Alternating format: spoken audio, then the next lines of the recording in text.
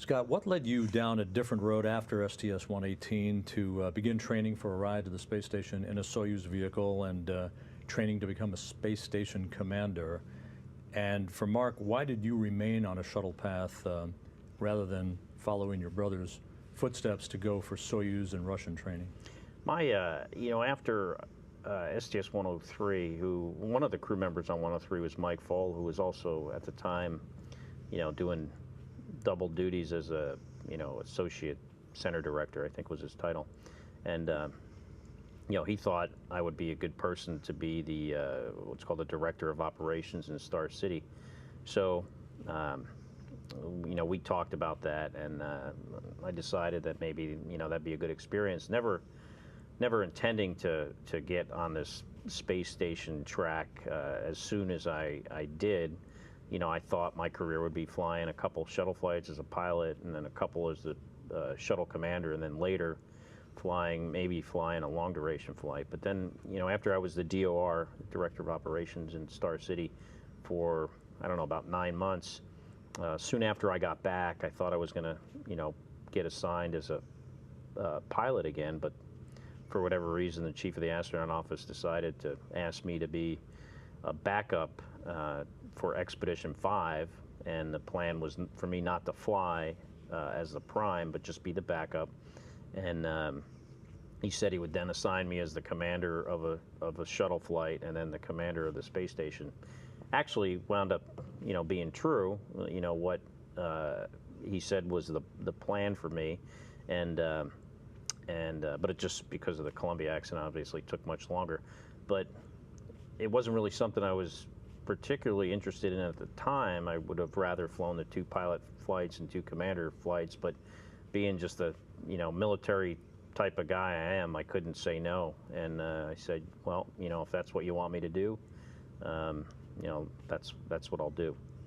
So Rob, you asked that question like we have a lot of control over this, and we actually really don't. I mean, it's not like you go into the office and you say, hey, I want to be on this flight, and then I want to be on this one. It's really, the chief of the astronaut office, Peggy Whitson now, I mean, she makes the decisions of, who is on which flight. And it's, to a large extent, it's really out of your control. In my case, I've been fortunate enough to fly, 3 shuttle flights so far. And this flight, which I think will wind up being the last flight of Space Shuttle Endeavour. And it's been, certainly a great opportunity and a privilege to get to do that.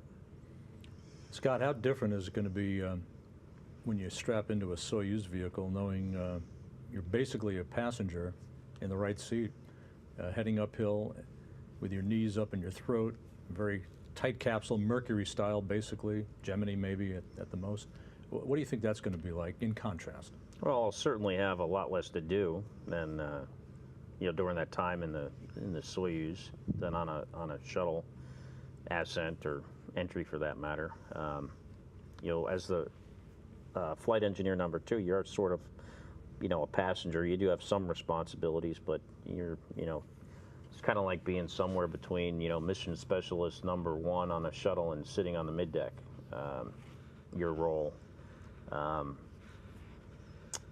So, in that regard, it will be different. It's kind of neat that it's, a rocket, like a, traditional rocket.